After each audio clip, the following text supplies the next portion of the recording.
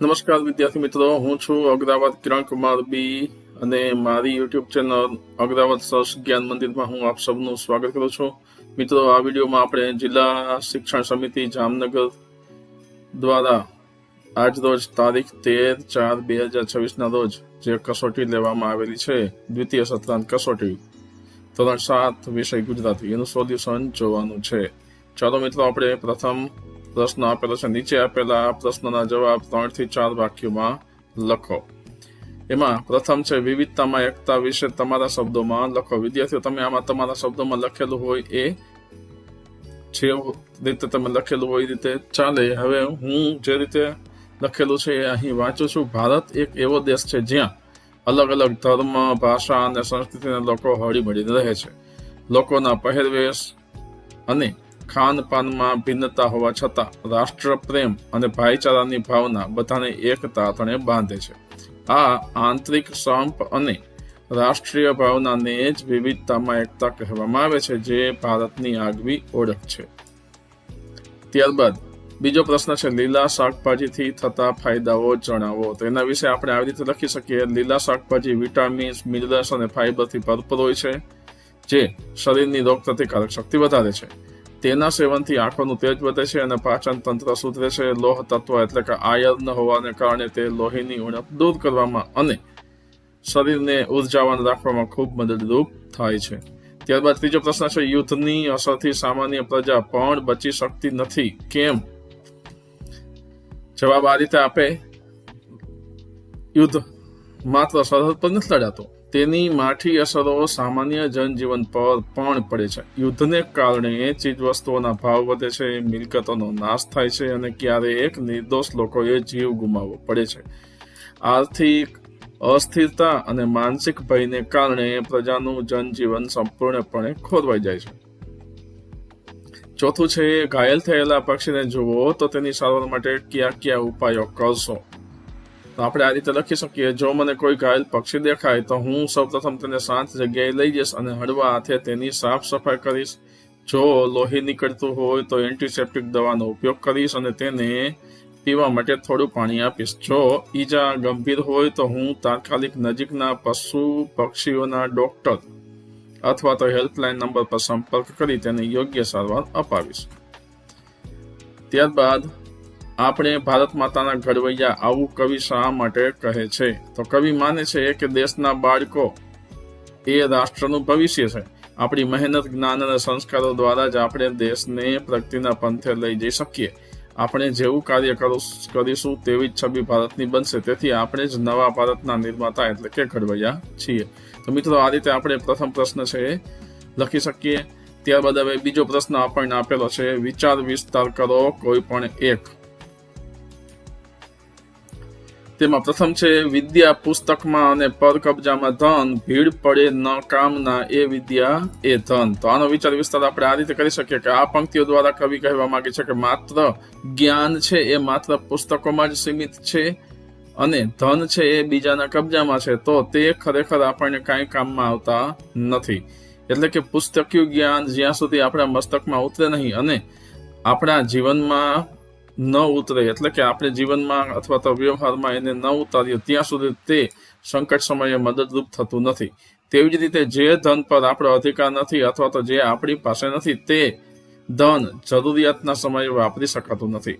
સાચું જ્ઞાન એ જ છે જે આપણી સમજમાં હોય અને સાચું ધન એ જ છે જે આપણી પાસે સુરક્ષિત હોય.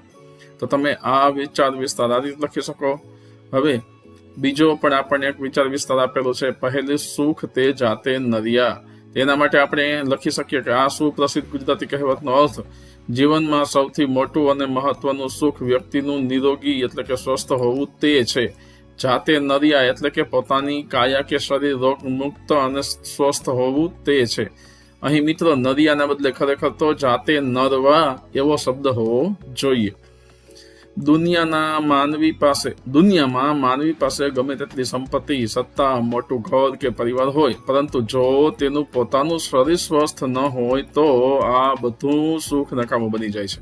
બીમાર વ્યક્તિ સ્વાદિષ્ટ ભોજનનો આનંદ માણી શકતી નથી, ફરવા જઈ શકતી નથી અને કોઈ પણ કામનો આનંદ લઈ શકતી નથી. સ્વાસ્થ્ય જ તમામ સુખનો પાયો છે. જો શરીર સાજું હશે તો જ આપણે મહેનત કરી શકીશું, પૈસા કમાઈ શકીશું અને જીવનની અન્ય ખુશીઓ માણી શકીશું. કહેવાય છે કે સ્વસ્થ શરીરમાં જ સ્વસ્થ મનનો વાસ હોય છે. માનસિક અને શારીરિક સ્વાસ્થ્ય માટે નિયમિત કસરત, પૌષ્ટિક આહાર અને સ્વચ્છતા ખૂબ જરૂરી છે. તેથી જીવનમાં ગમે તેટલા વ્યસ્ત હોઈએ, પરંતુ પોતાના સ્વાસ્થ્યની કાળજી લેવી એ જ સાચી સમજદારી છે. સ્વાસ્થ્ય એ જ સાચી સંપત્તિ છે. માટે જ કહેવાયું છે કે પહેલું સુખ તે જાતે નરવા. મિત્રો, હવે ત્રીજો પ્રશ્ન 3 નીચેના વાક્યમાં રેખાંકિત પદની સંજ્ઞા ઓળખાવો. તેમાં પ્રથમ છે વિનાયક જમવા બેઠો. એમાં વિનાયક શબ્દ છે તો એ આવે છે વ્યક્તિવાચક. હું ડેરીએ દૂધ લેવા ગયો. દૂધ છે એ દ્રવ્યવાચક છે. ચાવીનું ઝુમખું મારી પાસે હતું તો ચાવીનું ઝુમખું એ સમૂહવાચક છે. ગાંધીજી અહિંસામાં માનનારા વ્યક્તિ હતા. આ વાક્યમાંથી ભાવવાચક સંજ્ઞા આપણે ઓળખવાની છે. તો અહીં છે અહિંસા, એ ભાવવાચક સંજ્ઞા બનશે. પર્વત એ આપણી પ્રાકૃતિક સંપદા છે. એમાંથી આપણે જાતિવાચક સંજ્ઞા ઓળખવાની છે. તો અહીં પર્વત શબ્દ છે એ જાતિવાચક બનશે. છઠ્ઠું છે ગાંધીજી સત્યના પૂજારી હતા. એમાંથી તમારે ભાવવાચક સંજ્ઞા ઓળખવાની છે. તો અહીં સત્ય છે એ ભાવવાચક શબ્દ બનશે. ત્યારબાદ પ્રશ્ન ત્રીજો બ છે નીચે આપેલા વાક્યનો પ્રકાર દર્શાવો. એમાં પ્રથમ છે પ્રાર્થનામાં દરેકે શાંતિ જાળવવી. તો આ છે વિધ્યર્થ વાક્ય. આજે પરીક્ષા છે તો એ છે પ્રશ્નાર્થ વાક્ય. અત્યારે વરસાદ આવે છે તો એ છે વિધિ વાક્ય. અરે કેવો ધોધમાર વરસાદ વરસે છે તો આ છે ઉદ્ગાર વાક્ય. અને સમીરભાઈ અત્યારે કસરત કરી રહ્યા છે એ બને છે નિર્દેશાર્થ વાક્ય. ત્યારબાદ પ્રશ્ન છે ચોથો, કૌંસમાં આપેલ શબ્દોનો ઉપયોગ કરી વાક્ય પરિવર્તન કરો. છોકરા ખાવા માટે પડાપડી કરતા હતા. અને તમને કૌંસમાં આપેલું છે છોકરો અને કરતો. તો આની પરથી વાક્ય બનશે છોકરો ખાવા માટે પડાપડી કરતો હતો. ત્યારબાદ બીજું છે બંદો પેલી સ્ત્રીની સ્થિતિ જોઈને ગળગળો થઈ ગયો. અને આપણે લોકો અને ગયા શબ્દનો ઉપયોગ કરવાનો છે.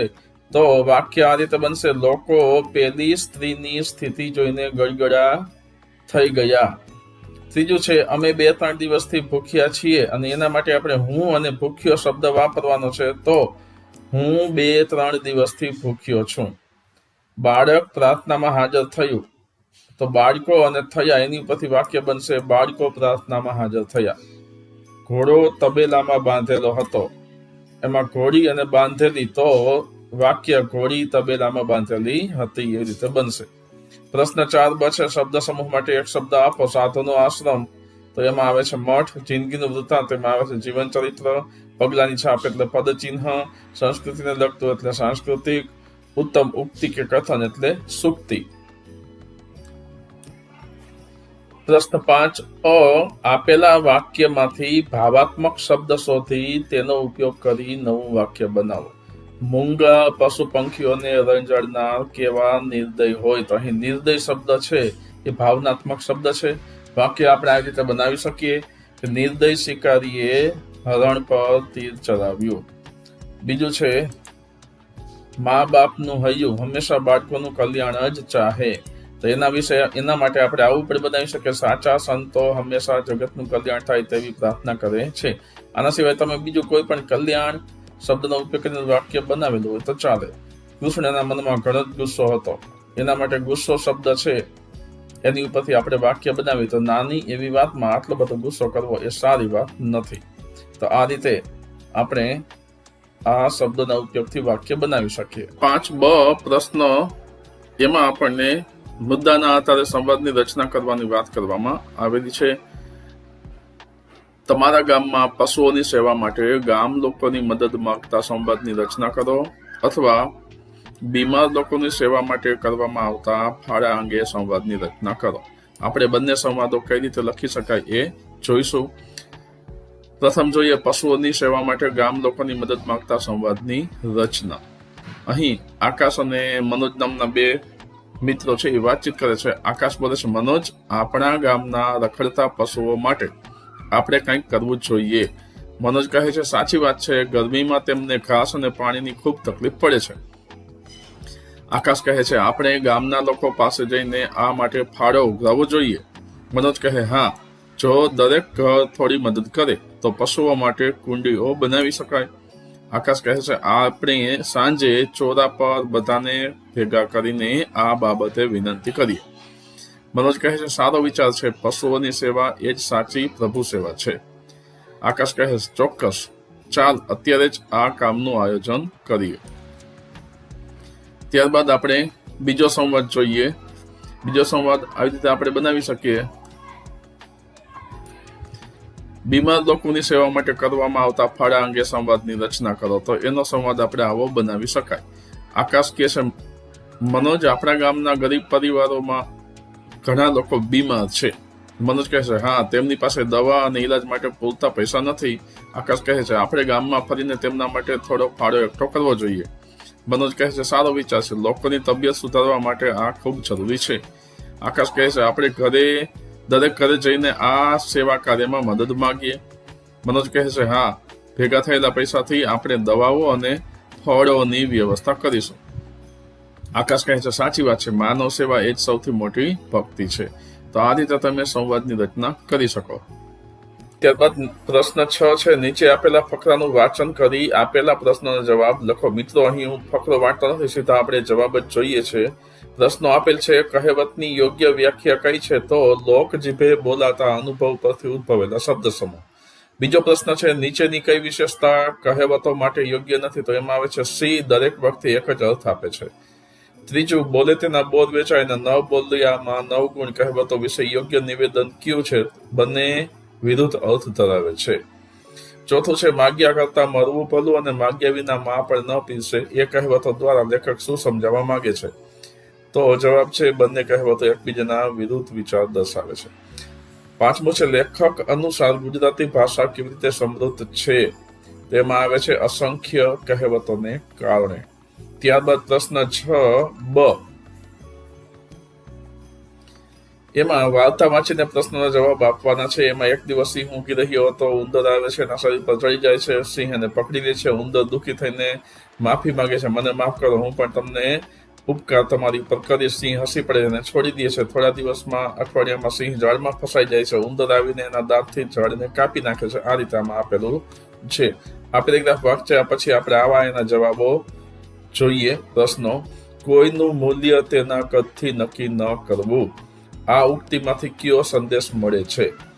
તો આમાંથી આપણને એવો સંદેશ મળે કે દરેક કોઈ સદગુણ ધરાવે છે. બીજું છે, સિંહની સ્થિતિ આપણને શું શીખવે છે? તો એ મોટી શક્તિઓ પણ મુશ્કેલીમાં પડે. ઉંદરના દાંતથી શું થયું? એ ઝાડ તૂટી ગઈ.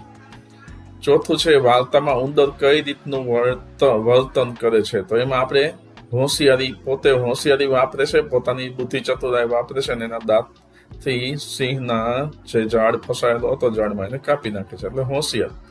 આ ફકરાનો સાર શું છે? તો કે નાની મદદ પણ મોટું પરિણામ લાવી શકે છે. ત્યારબાદ આપણને પ્રશ્ન 7મો હવે આપણે જોઈએ. 7મો પ્રશ્ન અ, તમે જોયેલ પ્રાકૃતિક દ્રશ્યનું વર્ણન 8 થી 10 વાક્યોમાં કરો. તો આપણે આવી રીતે પ્રાકૃતિક દ્રશ્યનું વર્ણન કરી શકીએ. મેં જોયેલું પ્રકૃતિનું સૌથી સુંદર દ્રશ્ય સાપુતારાનું છે. પર્વતોની હારમાળા વચ્ચે ઉગતો સૂર્ય સોનેરી રંગની ચાદર બિછાવતો હોય તેવું લાગે છે. ચારે બાજુ હરિયાળી અને ઊંચા વૃક્ષો પવન સાથે લહેરાતા મનને શાંતિ આપે છે. વહેલી સવારે ઝાકળના બિંદુઓ ઘાસ પર મોતીની જેમ ચમકે છે. પક્ષીઓનો કલરવ આખા વાતાવરણને જીવંત બનાવી દે છે. પહાડોની વચ્ચેથી વહેતું નાનું ઝરણું સંગીતમય અવાજ કરે છે. દૂર દેખાતા વાદળો જાણે પહાડોને સ્પર્શવા નીચે ઉતરી આવ્યા હોય તેવું લાગે છે. સાંજ પડતા આકાશમાં વિખરાતા કેસરી અને ગુલાબી રંગો એક અદ્ભુત નજારો પેદા કરે છે. આ દ્રશ્ય કુદરતની અનન્ય કલાનો અહેસાસ કરાવે છે. ખરેખર પ્રકૃતિના ખોળામાં વિતાવેલી એક ક્ષણો હું ક્યારેય ભૂલી શકીશ નહીં. તો તમે આ રીતે આનું વર્ણન કરી શકો છો. પ્રશ્ન 7 બ, નીચે આપેલા શબ્દોનો ઉપયોગ કરી એક પરિચ્છેદની રચના કરો જેમાં દુષ્કાળ, ઉદ્યમી, પેટે પાટા બાંધવા, બે છેડા ભેગા કરવા, બાર સાથે તે તૂટે, હાંડલા કુસ્તી કરવા, જીવ બાળવો, બારે મેઘ ખાંગા થવા અને મુશળધાર. તો આ શબ્દોથી આપણે આવી રીતે પેરેગ્રાફ લખી શકીએ. ગયા વર્ષે ગામમાં ભયંકર દુષ્કાળ પડ્યો હતો. વરસાદ ન આવવાને કારણે ખેડૂતોની હાલત કફોડી થઈ ગઈ હતી. ઉદ્યમી માણસો માટે પણ ઘર ચલાવવું મુશ્કેલ બન્યું હતું. પોતાના પરિવારનું ભરણ પોષણ કરવા માટે પેટે પાટા બાંધવા પડ્યા હતા.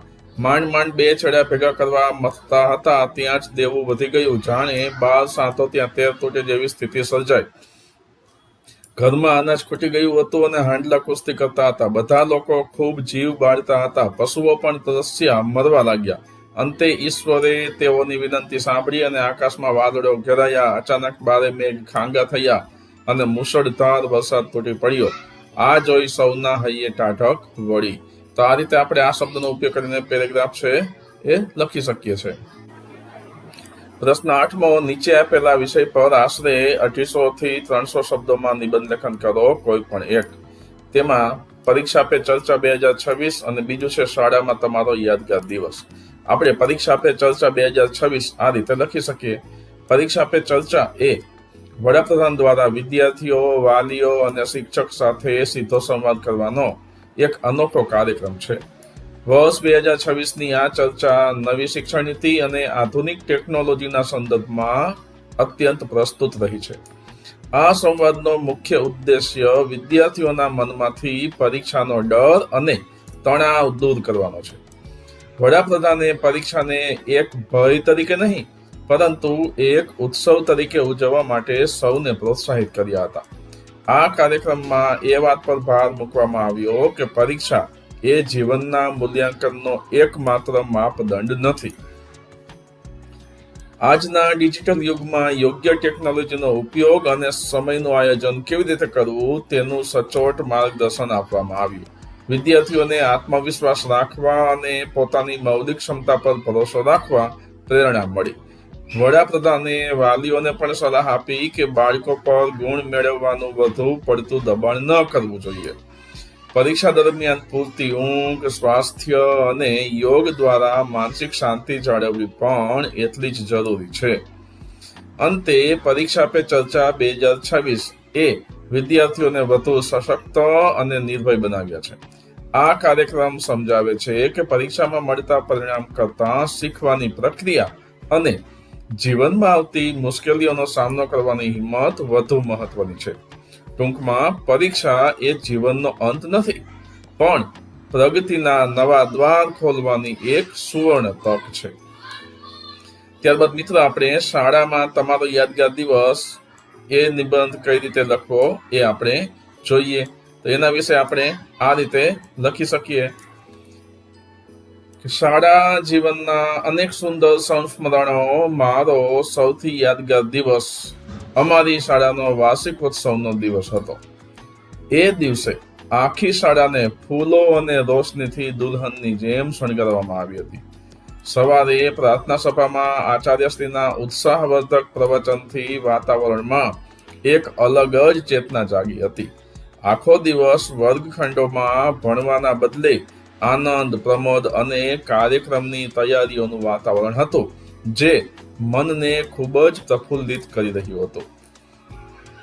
સાંજના સમયે મુખ્ય સાંસ્કૃતિક કાર્યક્રમ યોજાયો હતો જેમાં મેં અને મારા મિત્રોએ એક દેશભક્તિના નાટકમાં ભાગ લીધો હતો. શરૂઆતમાં સ્ટેજ પર જતી વખતે થોડો ડર લાગતો હતો પરંતુ શિક્ષકોના પ્રોત્સાહનથી અમારો અભિનય શાનદાર રહ્યો. કાર્યક્રમ બાદ ઇનામ વિતરણ સમારોહ યોજાયો જ્યારે મુખ્ય અતિથિના હસ્તે મને શ્રેષ્ઠ અભિનયનો પુરસ્કાર મળ્યો ત્યારે મારી ખુશીનો પાર ન રહ્યો. પ્રેક્ષકોમાં બેઠેલા મારા માતા પિતાની આંખોમાં ગર્વ જોઈને મારું હૃદય ભરાઈ આવ્યું હતું. કાર્યક્રમ પૂર્ણ થયા બાદ મિત્રો સાથે વિતાવેલી એ મસ્તીની પળો અને પડાવેલા ફોટા આજે પણ તાજા છે. એ દિવસે શિક્ષકો પણ ખૂબ હળવાશમાં હતા અને અમારી સફળતા પર આનંદ વ્યક્ત કરતા હતા. રાત્રે ઘરે જતી વખતે શરીરમાં થાક હતો પણ મનમાં એક અદ્ભુત વિજયનો સંતોષ હતો. શાળાનો એ યાદગાર દિવસ અને એ પુરસ્કાર આજે પણ મને જીવનના દરેક ક્ષેત્રમાં શ્રેષ્ઠ પ્રદર્શન કરવાની પ્રેરણા પૂરી પડે છે. તો મિત્રો, આ રીતે આપણે આ બીજો નિબંધ છે શાળામાં તમારો યાદગાર દિવસ એ પણ લખી શકીએ. તો મિત્રો, આ હતું તારીખ 13/4/2026 નું ધોરણ 7 નું ગુજરાતી વિષયના દ્વિતીય સત્રાંત પરીક્ષાના પેપરનું સંપૂર્ણ સોલ્યુશન. મિત્રો, આવા જ અન્ય વિડીયો મેળવવા માટે મારી યુટ્યુબ ચેનલ અગ્રાવત સર્ચ જ્ઞાન મંદિરને તમે સબસ્ક્રાઇબ કરજો અને તમારા અન્ય મિત્રોને પણ શેર કરજો. ધન્યવાદ.